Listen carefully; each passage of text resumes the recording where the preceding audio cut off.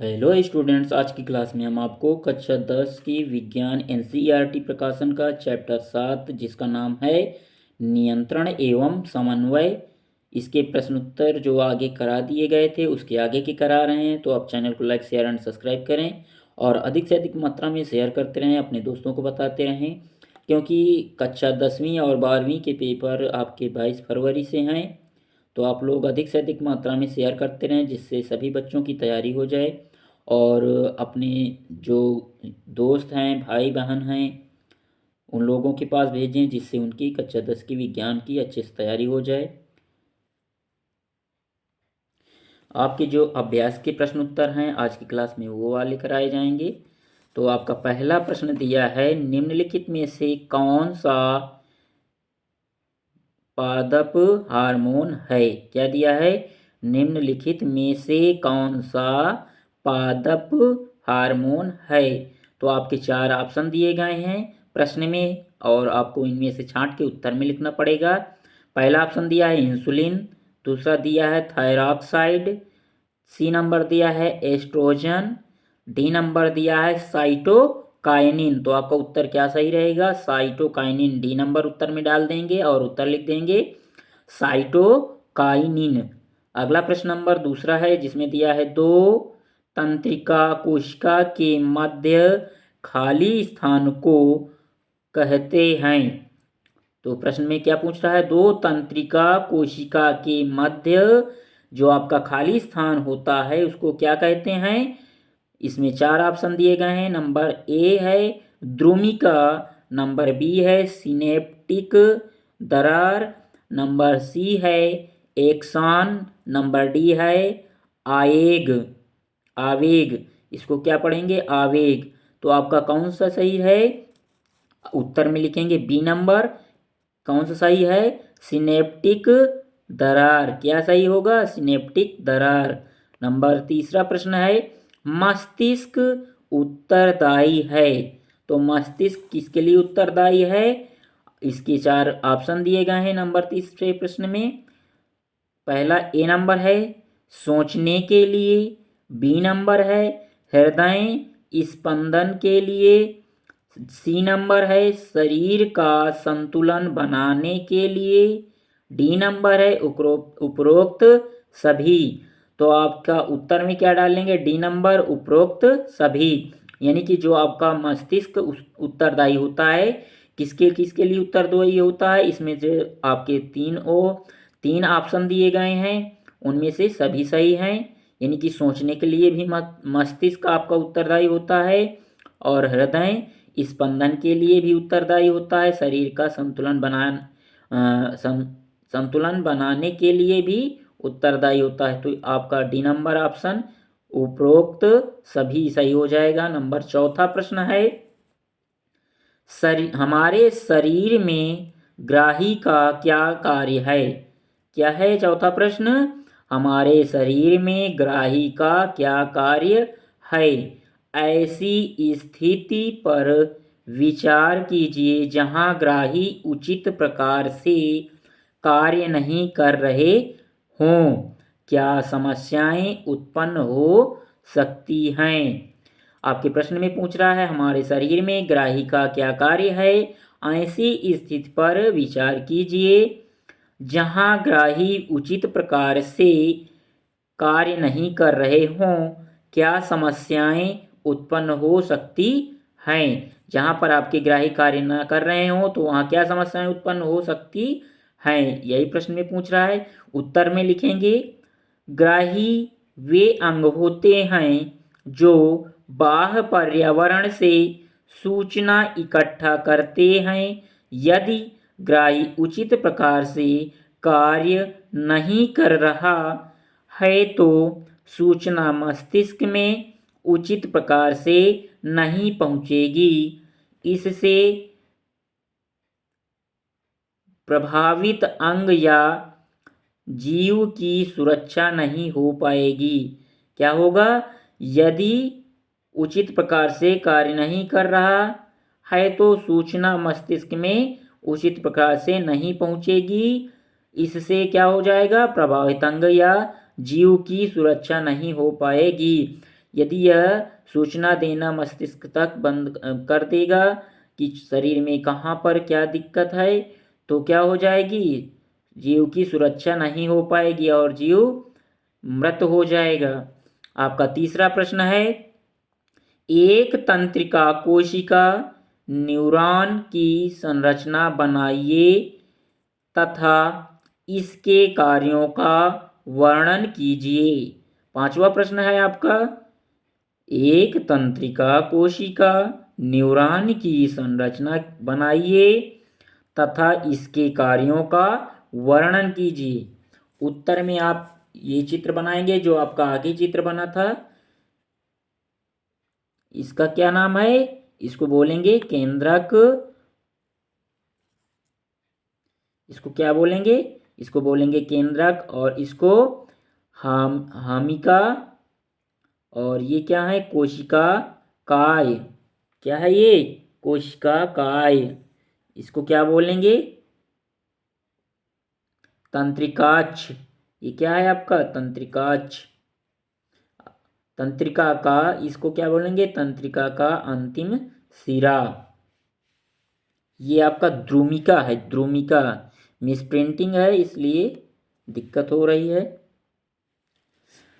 ये आपका द्रुमिका है, ये आपका क्या हो जाएगा, ये हो जाएगा केंद्रक, और ये हो जाएगा कोशिका काय, ये हो जाएगा आपका तंत्रिकाक्ष, और ये हो जाएगा तंत्रिका का अंतिम सिरा। आपका 10वां प्रश्न है, अनैच्छिक क्रियाएं तथा प्रतिवर्ती क्रियाएं एक दूसरे से किस प्रकार भिन्न हैं। क्या है, अनैच्छिक क्रियाएं तथा प्रतिवर्ती क्रियाएं एक दूसरे से किस प्रकार भिन्न हैं। तो आप एक तरफ उत्तर में हेडिंग डाल देंगे प्रतिवर्ती क्रियाएं और दूसरी तरफ डाल देंगे अनैच्छिक क्रियाएं। प्रतिवर्ती क्रिया की तरफ पॉइंट फर्स्ट डालेंगे, इसमें लिखेंगे प्रतिवर्ती क्रियाओं को मेरुरज्जु नियंत्रित करता है। क्या लिखेंगे प्रतिवर्ती क्रियाओं में, पॉइंट फर्स्ट में प्रतिवर्ती क्रियाओं को मेरुरज्जु नियंत्रित करता है। और अनैच्छिक क्रियाओं की तरफ क्या लिखेंगे, अनैच्छिक क्रियाएं मस्तिष्क द्वारा नियंत्रित होती हैं। क्या लिखेंगे, अनैच्छिक क्रियाएं मस्तिष्क द्वारा नियंत्रित होती हैं।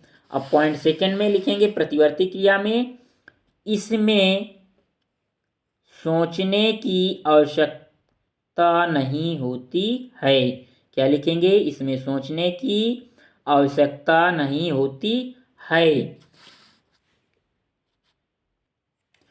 और इधर अनैच्छिक क्रियाएं की तरफ लिखेंगे पॉइंट सेकेंड, इनमें सोचने की आवश्यकता होती है। अनैच्छिक क्रियाएं जो आपकी होती हैं इनमें सोचने की आवश्यकता होती है। पॉइंट थर्ड है आपका, इसमें दिया है प्रतिवर्ती क्रियाओं की तरफ पॉइंट थर्ड में, इन क्रियाओं को पूरा होने में 1 सेकेंड से भी कम समय चाहिए। क्या दिया है, तीसरा पॉइंट में प्रतिवर्ती क्रियाएं में इन क्रियाओं को पूरा होने में 1 सेकेंड से भी कम समय चाहिए। अब इधर लिखेंगे अनैच्छिक की तरफ पॉइंट थर्ड, इसमें लिखेंगे इन क्रियाओं को पूरा होने में अपेक्षाकृत अधिक समय चाहिए। क्या लिखेंगे, पॉइंट थर्ड में लिखेंगे अनैच्छिक की तरफ, इन क्रियाओं को पूरा होने में अपेक्षाकृत अधिक समय चाहिए। यहाँ पर आपका ये जो 5वें के बाद 10वां प्रश्न हो गया है, इसको बाद में आप करना। आपका 9वां प्रश्न पहले कराना है, 5वें के बाद छठा। आपका जो 5वां क्वेश्चन था इसमें पूछ रहा था एक तंत्रिका कोशिका न्यूरॉन की संरचना बनाइए तथा इसके कार्यों का वर्णन कीजिए। तो आपके कार्यों का वर्णन नहीं बताया गया था इसलिए मिस्टेक हो गया, इसके लिए सॉरी। और केवल हमने आपको इसके तंत्रिका कोशिका का चित्र बना के बताया गया था चित्र के विषय में और इसका वर्णन नहीं किया गया था, तो इसका वर्णन आगे करा रहे हैं। और आपका इसके बाद 10वां करा दिए थे, इसके लिए सॉरी। आपका ये जो 5वें का वर्णन है, इसमें लिखेंगे न्यूरॉन के कार्य, हेडिंग डाल देंगे न्यूरॉन के कार्य। इसमें लिखेंगे हमारा तंत्रिका कोशिका में, क्या लिखेंगे, हमारा तंत्रिका कोशिकाओं का बना होता है। न्यूरॉन के कार्य लिखेंगे, ये न्यूरॉन के कार्य हेडिंग डाल देंगे। उसके बाद इसमें लिखेंगे हमारा तंत्रिका कोशिकाओं का बना होता है। ये 2 प्रकार की होती हैं। तंत्रिका कोशिकाएं कितने प्रकार की होती हैं? 2 प्रकार की होती हैं। और जो हमारा तंत्रिका तंत्र होता है, किसका बना होता है? तंत्रिका कोशिकाओं का बना होता है। पॉइंट फर्स्ट डालेंगे, इसमें हेडिंग लिखेंगे संवेदी तंत्रिका। हेडिंग क्या डालेंगे? संवेदी तंत्रिका। इसमें लिखेंगे ये तंत्रिकाएं जो ग्राही अंगों से उद्दीपन ग्रहण कर सूचनाओं को मस्तिष्क अथवा मेरुरज्ज तक ले जाती हैं। संवेदी तंत्रिका में क्या लिखेंगे? ये तंत्रिकाएं जो ग्राही अंगों से उद्दीपन ग्रहण कर सूचनाओं को कहाँ ले जाती हैं? मस्तिष्क अथवा मेरुरज्ज तक ले जाती हैं। पॉइंट सेकंड में हेडिंग डालेंगे वाहक तंत्रिका। इसके आगे लिखेंगे ये तंत्रिकाएं मस्तिष्क अथवा मेरुरज्ज से आदेश प्रभावी अंगों तक पहुंचाती हैं। इनका कार्य क्या होता है वाहक तंत्रिकाओं का? ये तंत्रिकाएं मस्तिष्क अथवा मेरुरज्ज से आदेश कहाँ पहुंचाती हैं? प्रभावी अंगों तक पहुंचाती हैं। आपका 6ठा प्रश्न है, इसमें पूछ रहा है पादप में प्रकाशानुवर्तन किस प्रकार होता है? क्या पूछ रहा है? पादप में प्रकाशानुवर्तन किस प्रकार होता है? इसके उत्तर में लिखेंगे ऑक्सिन हार्मोन सूर्य के प्रकाश की उपस्थिति में तने के अंधेरे वाले भाग में स्थानांतरित हो जाता है। क्या लिखेंगे? ऑक्सिन हार्मोन सूर्य के प्रकाश की उपस्थिति में तने के अंधेरे वाले भाग में स्थानांतरित हो जाता है तथा वहाँ की कोशिकाओं को, क्या लिखेंगे? तथा वहाँ की कोशिकाओं को लंबा कर देता है, जिससे कोशिका सूर्य के प्रकाश की ओर झुक जाती हैं। सभी कोशिकाएं इसी क्रिया को दर्शाती हैं। सभी जो आपकी कोशिकाएं होती हैं इसी क्रिया को दर्शाती हैं। परिणाम स्वरूप पादप प्रकाश की ओर झुक जाता है। इसे ही धनात्मक प्रकाशानुवर्तन कहते हैं। क्या कहते हैं? इसे ही धनात्मक प्रकाशानुवर्तन कहते हैं। आपका 7वां प्रश्न है मेरुरज्जु आघात में किन संकेतों के आने में